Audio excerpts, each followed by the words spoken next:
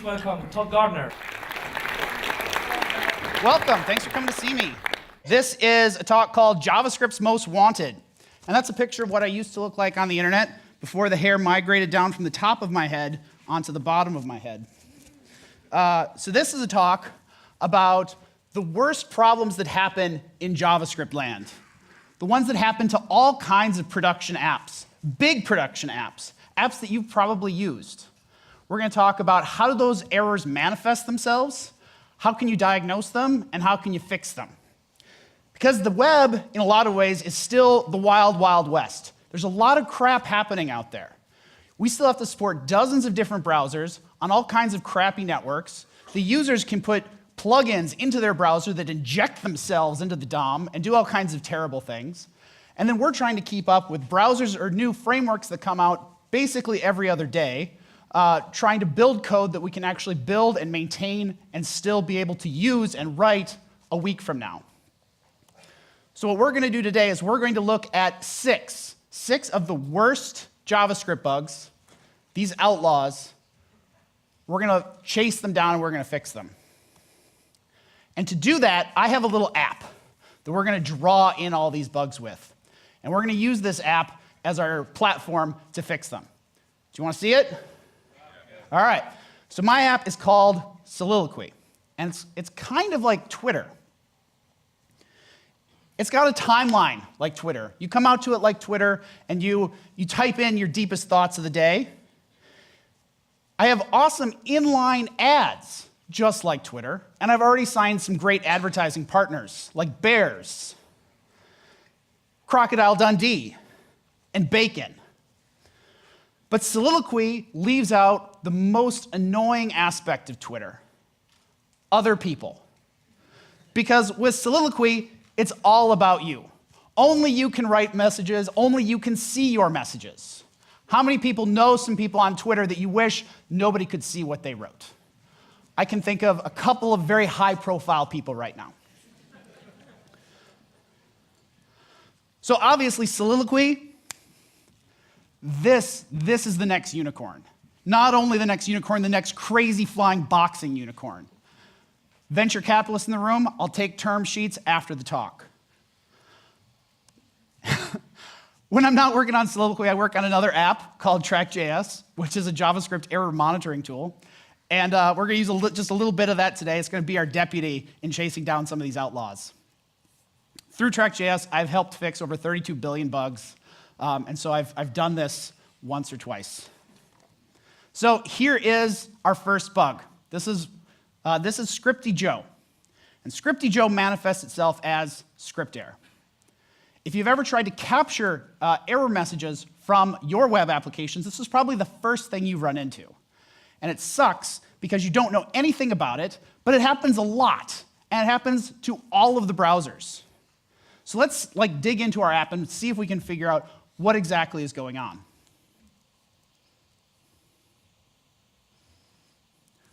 So I'm using Chrome. I'm just going to pop open the Chrome DevTools here.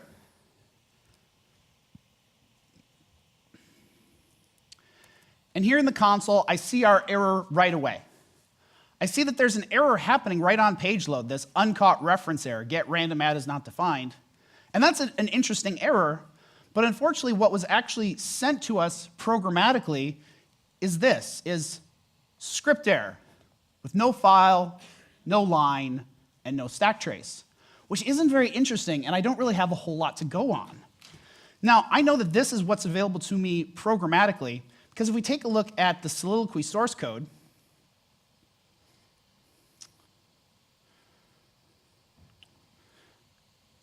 sorry, wrong file.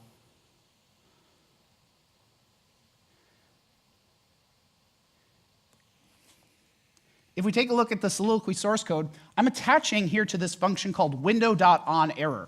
Is my mechanism to listen for global errors in the app, and this is the information that's available to me actually in JavaScript, not in the Chrome runtime. And so I don't really have a bunch of good information here. Now, I can overcome this. Script error is a very well-known and well-understood bug.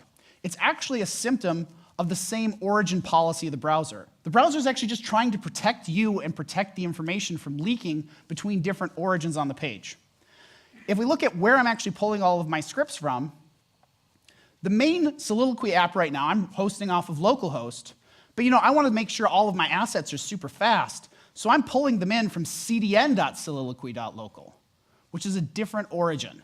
And so the browser doesn't inherently allow trust to pass between those two. So what I need to do is I need to teach the browser that, hey, I own both of these origins. They're both mine. I trust both sides of it. From the server, you tell the server that you will allow it to be trusted by attaching the CORS headers, the cross-origin headers. You might have dealt with that if you've ever done AJAXs across domains you've called some web service. My server is already returning the CORS headers. If I take a look at one of my JavaScript files, it's being returned with the access control allow origin header star, which is saying, hey, go ahead, I trust you everywhere. I probably shouldn't do that. I probably should instead be like, hey, I only allow my scripts to run on soliloquy.local or localhost, but I'll fix that one later. So now I need to fix the other side. I need to tell my app that I trust those scripts. And I do that by attaching an attribute to my scripts. So I'm not doing anything particularly fancy here. I'm just loading all of my JavaScript here as script files at the bottom of the page. And so in order to do this, I just need to add the cross-origin header to all of these scripts. So I'm going to just do this a super fast way. I'm going to do a little find and replace. I'm going to insert cross-origin equals anonymous, which is saying, hey, look for the cross-origin headers on these scripts, and don't worry about any authentication. I give this a quick save, make sure I didn't typo anything. And if I reload this page, notice that I did not actually fix the error. The error itself still exists.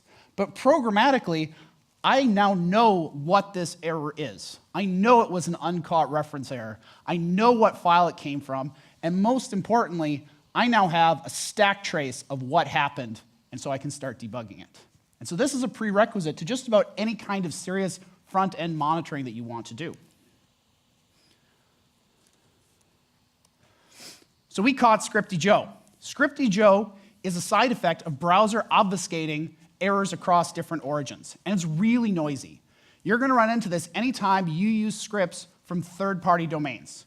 It could be like a vendor script that you pull in. It could be you just push your assets to a CDN. It could be for any of those kinds of reasons that you'll need to figure out a way to deal with this so you can actually get real error data from your production apps. Here's our second error, Jane Adsy. Now this is the actual error under the covers that we were seeing before. Now this error is impacting everybody.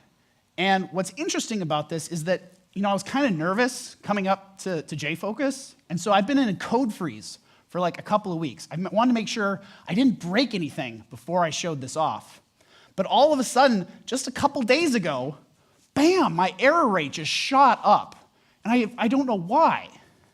So let's go back into Soliloquy and see if we can trace down the root of this error and where it came from, and most importantly, why it started happening when I didn't change anything.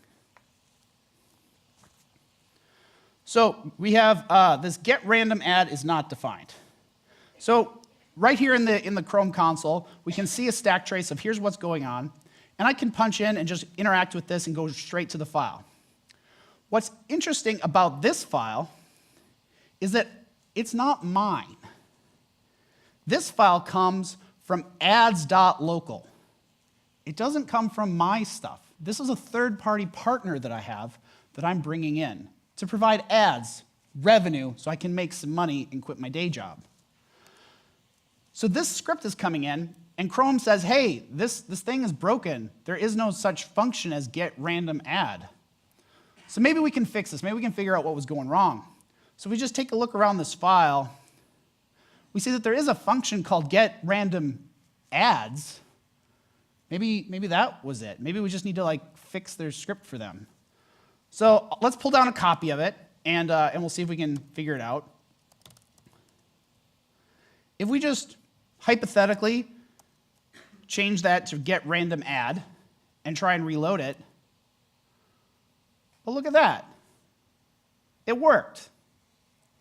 Not only did it work, now I have a bunch of sweet more advertising placements so I can make some more money. Some more bacon, some more Crocodile Dundee, some more bears.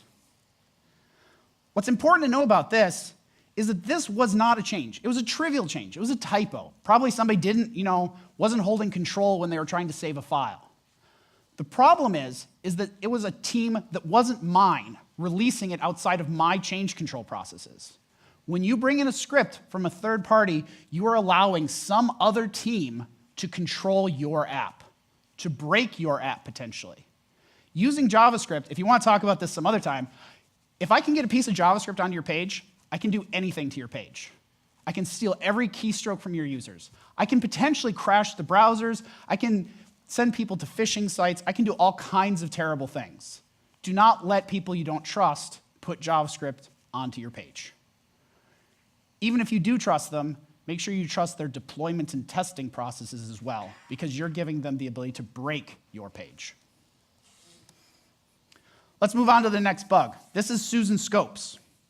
Susan Scopes manifests itself as an error, cannot read property, destroy of undefined. And what's interesting about this is that we actually know something about how this manifests. When you're capturing an error from production, it's usually interesting to know what other actions the user was doing that led up to a problem. And so I capture that kind of stuff. And so I happen to know that this particular error happens immediately after the user clicks on this button, a button with class JS delete statement. So that's a good clue for us to start troubleshooting the problem. So if we bounce back into Soliloquy, we can check that out. So the destroy button, I happen to know because I wrote it, is this little garbage can right here. And it lets you, if you decide that you really wish you hadn't said that, even if it was just to yourself, that you can remove it from your timeline. So what we can do is we can use that as our entry point for debugging. In the Chrome Elements tab, many people have probably used this to see the HTML elements and fiddle with the styles and maybe even do cool animation things. But you can also see how JavaScript is hooking into the DOM from here. I can grab my selector and pick one of these garbage cans and go to the Event Listeners tab. And what the Event Listeners tab lets us do is it lets us see all of the different JavaScript code that is listening for different events that might come from this element. The Ancestors checkbox lets you see stuff that might be coming from a parent so that you could trace how stuff bubbles through the DOM. But so there's three different kinds of events that we're listening, or that somebody's listening to. Load, error, and click. Well, click is probably what we're after, right? Because this error is triggered when somebody clicks on this. And so it even tells us exactly where this particular event gets attached. And so we can use this as a place to punch in, here's the code that actually handles this event. So this is a good chance that this is where our error is. So let's take a look at it. On delete. On delete, it's an event response. We know because we got to this from the event listeners screen. So it's getting an event in. It prints out some statement or something to the console. And then it sets up a timeout where we're going to destroy the model. OK. Does anybody see the bug? This is actually, what you're looking at is the most common JavaScript bug, even among main big production apps. And it's a misunderstanding of what the value of this will be. We have used the keyword this in a callback. We've passed it into some other function that will be executed later. And so the expectation that the developers had, that I had when I typed this out, was that this was going to be the statement view, the whatever this object is where all these methods are. And it wasn't. It's going to be something else. Let's go ahead and take a look at what it might be. So this is the statement view JS. Let's see if we can find this. There's a set timeout in here somewhere. There we go. Let's in fact even put a debugger in this. Let's reformat that a little bit.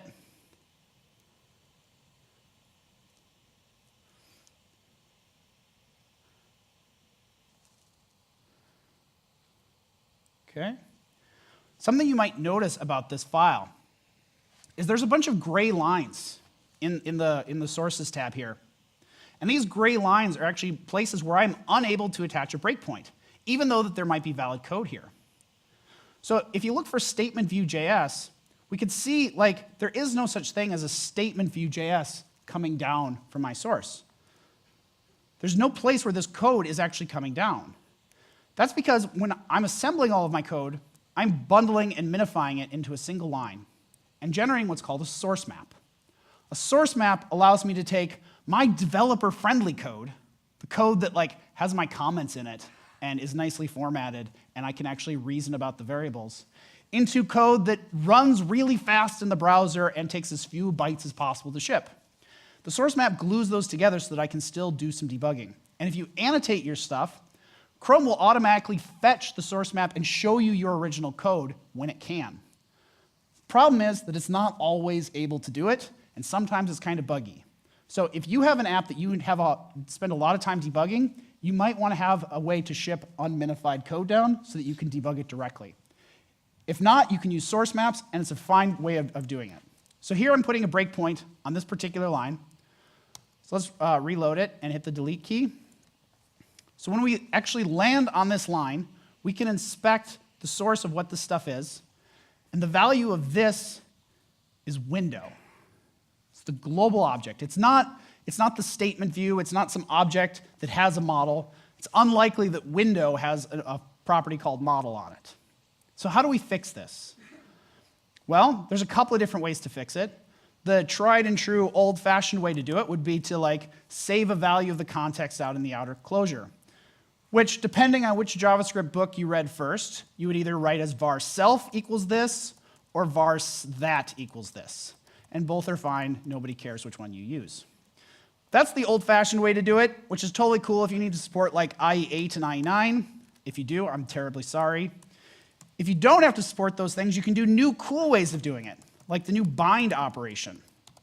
Bind allows us to set the value of this for all future times that function executes. The value of this after a bind will always be what I expect it to be. So by binding the value of this from the outer closure to the value of this inside of that set timeout, I can avoid this bug.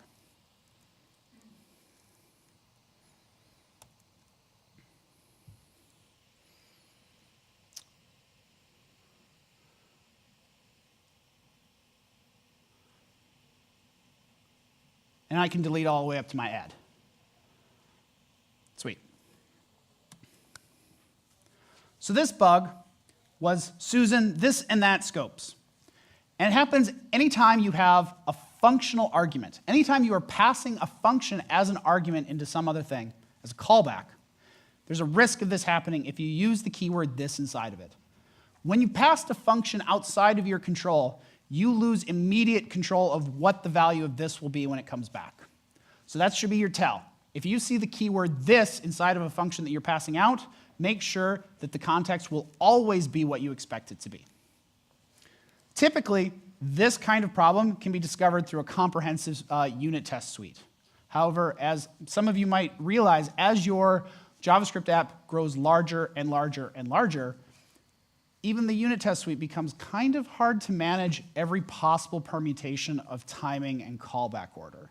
And so this, we still find, is one of the most common causes of production errors on the web. Our next outlaw is Dolly data. Dolly manifests itself as substring is not a function. Now, this error is pretty isolated. In fact, it's so isolated that it only happens to one user. But it happens a lot. It happens a lot so that this user had a really bad time. 2,000 times they saw this error. But you know what? Soliloquy's just getting started. I want it to be great for all of my users. So let's see if we can take a look at what's going on. So something I always recommend you do is you should have a way to impersonate your users, to see what they see.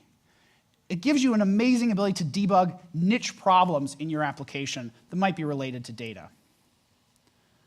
So I'm going to impersonate Dolly, because of course I have that capability in Soliloquy. I'm going to load up that customer. And here is what that customer sees. It's not awesome. They don't have any timeline. They don't have any inline ads. I mean, they might not care about that, but I kind of care about that. Their sidebar ads are still cool. That's awesome. But if they try to interact, if they try and say, hi JFocus, and post it, it kind of works until they reload and then it's gone. So the app has just a really terrible user experience for this person because of some underlying error. So let's see if we can debug what's actually happening.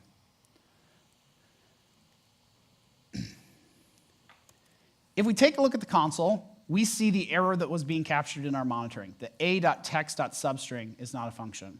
And we see a really great stack trace of everything that was going on. If we take a look at where this is coming from, maybe go into some of our code. So statement model, that's mine. I should take a look at that. In here, I see that I'm landing in a parse function. And in my app, a parse is dealing with like data from the server. So I'm dealing with some sort of data from the server, and it's saying that whatever I get is this function doesn't exist. So there's some expectations coded into this function about what my server-side data contract should look like. There's some expectations that first I get a response from the server, and that response is something that I can map across. It's an array-like object. I expect to be able to loop over this array-like object, and it should contain other objects that have a property on them called text, and even that text is a string. So I have all of these just expectations where if those aren't met, this app is going to break. So let's see if the server is meeting those expectations. We can pop into the network tab, and we can filter to see what kind of data is coming from the server.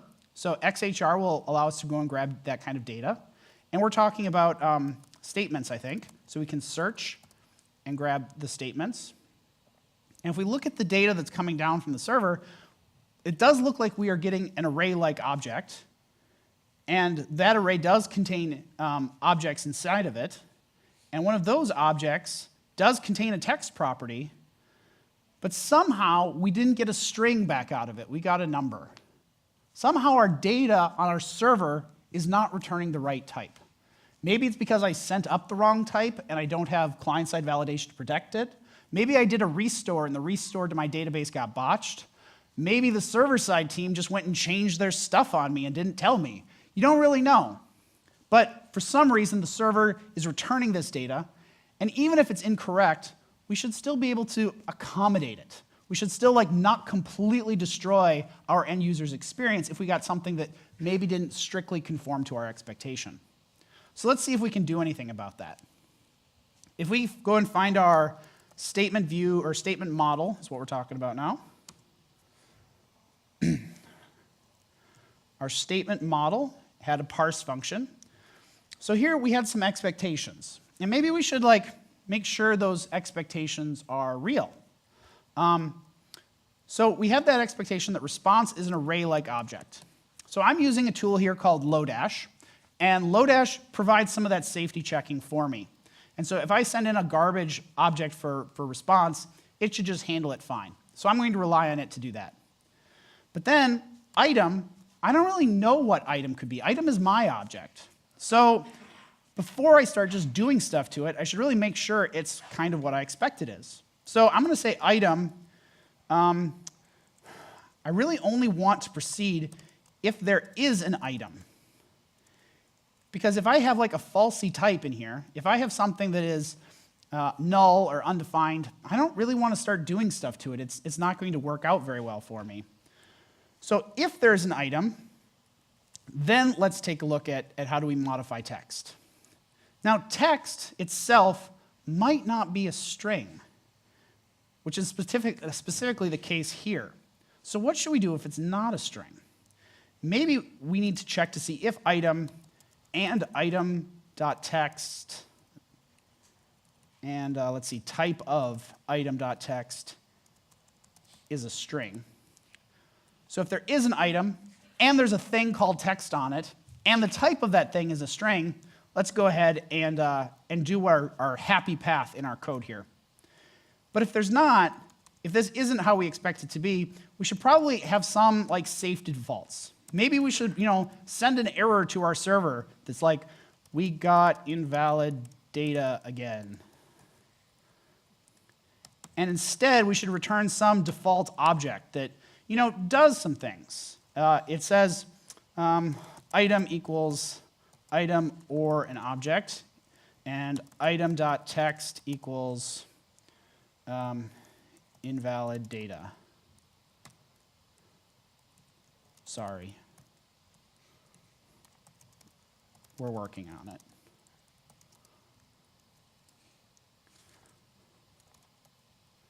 All right, I hope that works. Let's reload this. Take a look at what our error, a.text.substring is not a function. Did this save right?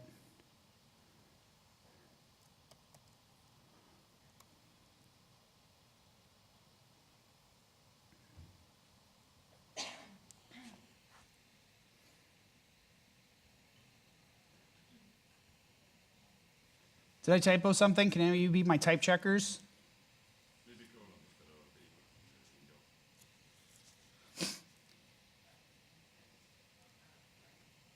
Here, let's just do this one. If type of item.text is a string, then do that.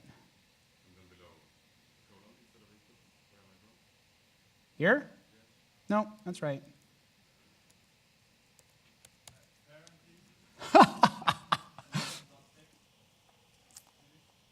Okay, we're going to just go super specific so we can keep the demo moving. If item.text is not equal to 42. Is it not reloading? Oh, that's why.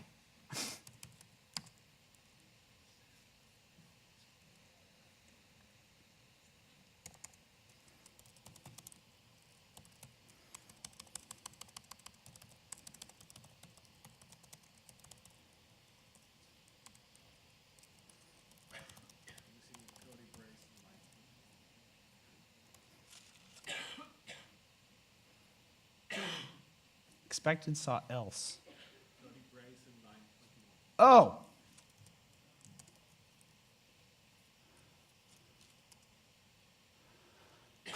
The dangers of live demos, am I right?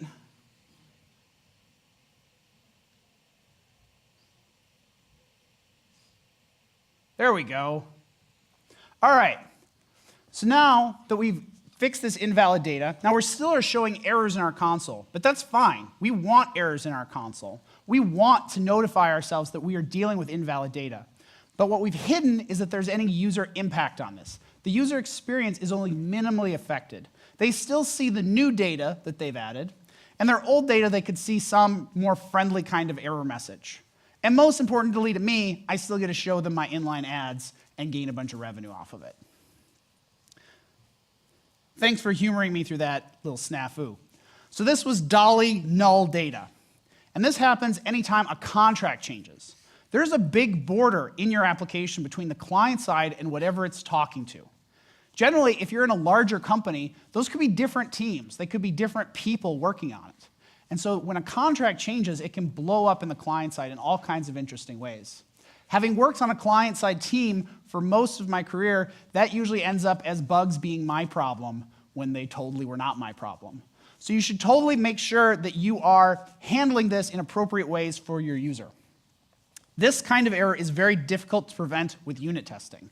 You need to build end-to-end and system-style tests that actually call real data. All right, here's our next error. This mean-looking guy is Logan Noloaden. And Logan manifests itself as inline ads is not a function. Now, this doesn't happen a lot. Like, Soliloquy is a pretty big deal now. We get a lot of users, but this has only happened to like 120 people, which is, it's not one. This is definitely something that's happening to several people, but it's not a major thing. So maybe we can figure out, like, how do we recreate this? Like, it tends to happen right at the beginning of our app. So where does inline ads come from, and how could it ever not be defined? Let's go back to our main user here.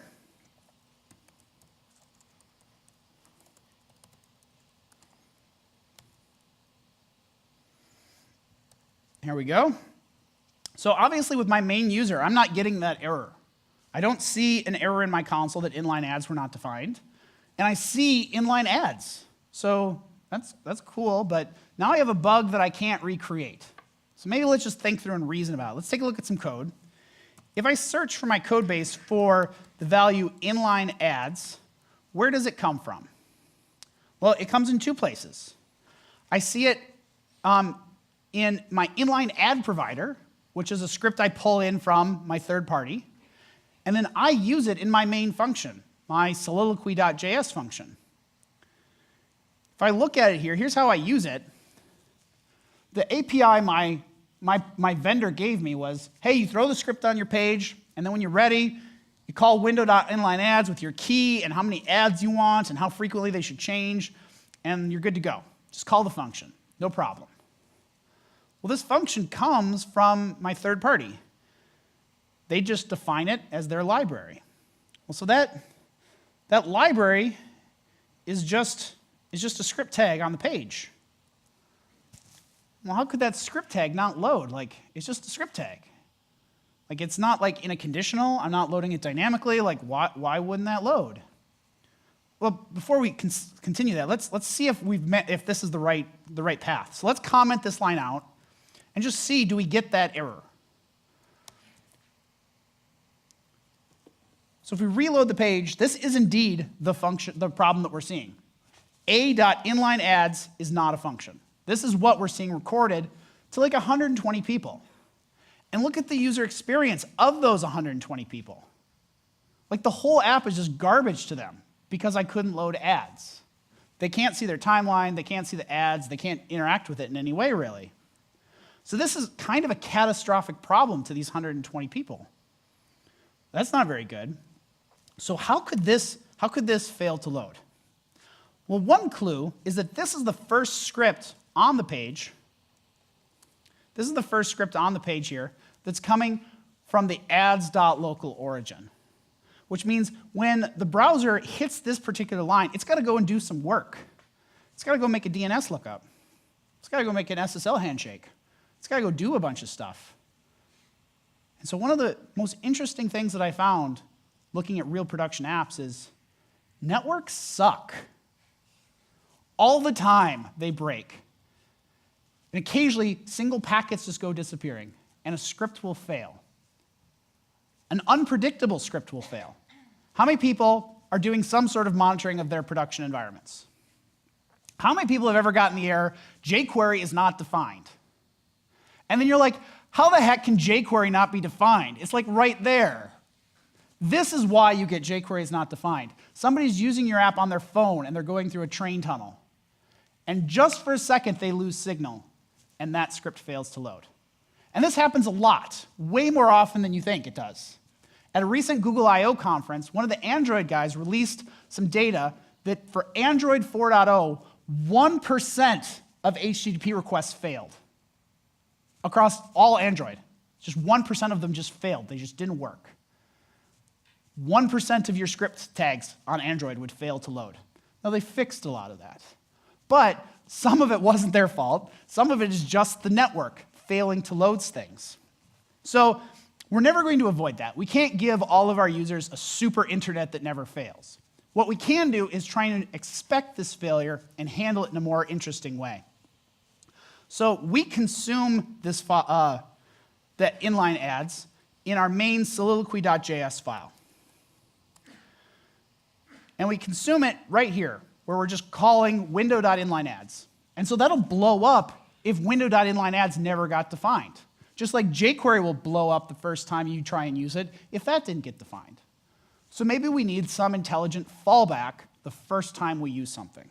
Like, if inline ads fails to load for soliloquy, that kind of sucks for me because I'm not going to get some revenue, but the user doesn't really care.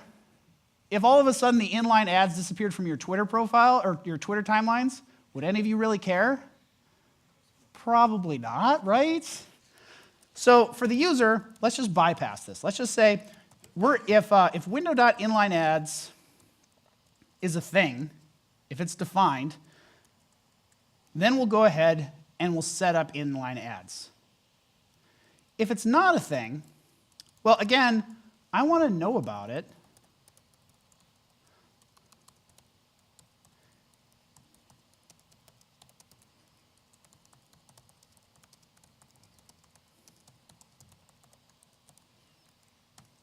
But the user doesn't need to care at all. And if I didn't make another dumb mistake, yes. Now, we still have, oh, I didn't leave the failure in. Let's leave that failure in. Now, even though the inline ads is still failing for some percentage of users, they don't know about it. It doesn't impact their user experience. I can still notify myself so that I still get visibility into how often this happens, but it doesn't need to be like a limiting factor for my customers. So this was the missing script, Noloaden. This happens on flaky networks and infrastructure. It can also happen if you're behind a crappy corporate firewall that tends to drop random packets to random domains. This is just the internet. This is how the internet works. The internet breaks. The internet fails on packets sometimes. You need to expect it. You need to have fallbacks in your application for how do you act if some asset fails to load. Here's our last one for today. This is my favorite. This is my browser crashing. And my browser crashing happens, that manifests itself as slowing performance, eventually ending up with the browser crashing itself. And of course, the impact of that is catastrophic. The problem with these kind of errors is that you can't monitor for them easily. Because when the browser crashes, it takes all of our tools for monitoring for crashes right along with it. And we don't know. So unfortunately, we have to rely on Twitter and our users being really angry at us and complaining that Soliloquy doesn't work. And what they tell us is that they use Soliloquy all day long. It's a vital part of their daily flow. But several hours in, it's getting slower and slower and slower, and the fan on their MacBook is just blowing super hard, and they can barely hear themselves think, and then eventually the whole Chrome tab just goes down. Well, so that sounds a lot like a memory leak. So let's see if we can diagnose and figure out if there's a memory leak in this. So there's a couple of different tools to diagnose memory leaks in Chrome. And probably the most interesting to show off is the timeline. Now, the timeline is useful for a whole bunch of different things. You can use it to diagnose loading performance, user experience, but you can also use it to see what is consuming memory in your application. And so what I'm going to do is I'm going to run a timeline, and I'm going to capture the JavaScript profile and the memory usage. And we're going to see what is doing things in our application. So I'm going to just start a recording here. And then I'm going to add a rant, or add a statement here. And then I'm going to delete it again. And then I think that's probably all I'm going to do. So let's open that back up. And we'll take a look at what's happening here. There's a lot going on this screen. And it can be kind of intimidating if you've never looked at it before. So let's look at it bit by bit. So at the top, you have some high-level ideas of what the browser is spending time on. The frames per second, when it's consuming CPU cycles, when it's consuming network resources, and the size of the heap over time. Down here below, we see the raw counts over the time period that we were capturing it. And so we can see different things happening that might reflect to what we were doing. So when I first started capturing it, I added a new rant to my time, or a new statement to my timeline. And we see an increase here in the number of nodes in the DOM and the number of listeners. Okay, that I expected.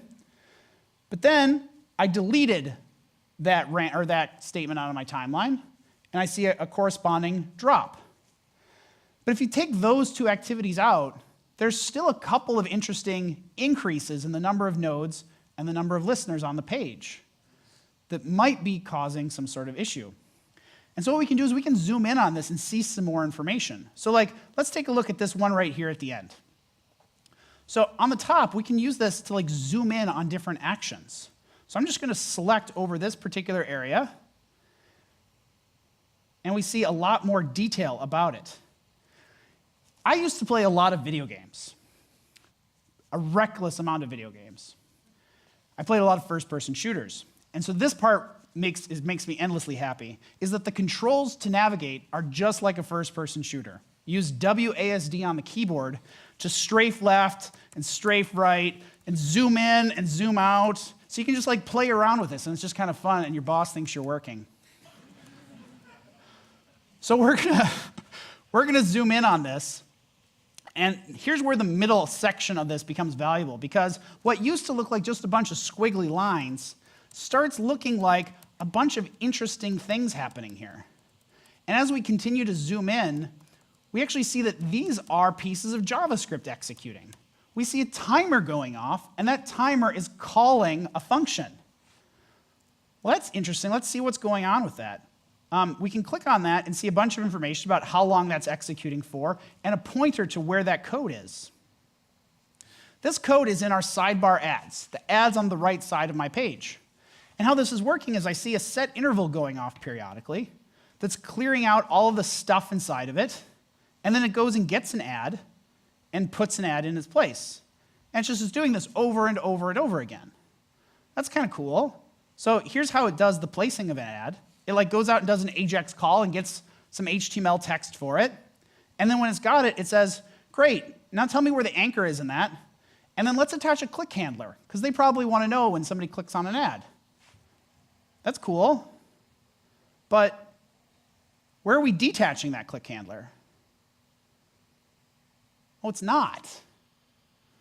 We're periodically just clearing out a container that has pointers to it. And so all that does is it takes that bit of DOM and pulls it out of the visible space and leaves it hanging out in the memory somewhere where you can't see it. But it's still there, and it's still using the memory. To use a more non-code metaphor for this, over the course of a day of using Soliloquy, there will be millions of Crocodile Dundees floating around in the memory space of this app, just waiting for you to click on them.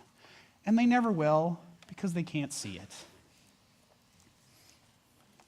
So in a browser crashing, the biggest cause of memory leaks in JavaScript applications is when you attach events, you attach pointers to bits of HTML that then get removed. Because that holds onto pointers to whole trees of DOM elements that the browser has to keep around in case you ever decide to use it again, even though we all know you probably won't. So how do you prevent this? You periodically need to check for memory leaks, and you just get to play around in the timeline, which is kind of cool. So these were the 6 errors that we talked about today. Script errors, third-party errors, understanding the context of this, data contract errors, resource loading errors, and finally memory errors. These are the 6 most common things that happen in all kinds of apps from all kinds of big companies, and they're probably happening to some of your apps today. So you should probably check that out. When I'm not talking at conferences, as I said, I work on TrackJS. We do a bunch of cool things to help you understand this sort of stuff. We give you a cool timeline of here's all the stuff that was going on. We roll that up into who's being impacted by it and tell you when you need to care.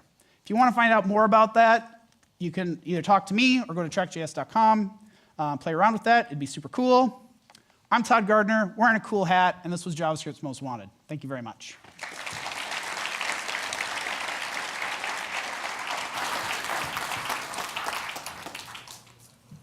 So we have time for a question, 1 or 2. If you ask a question, you can have a cool JavaScript happens poop sticker.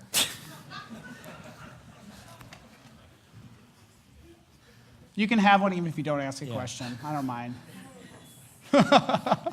Okay. Well, let's wrap this up. Thank you very much. Thank you.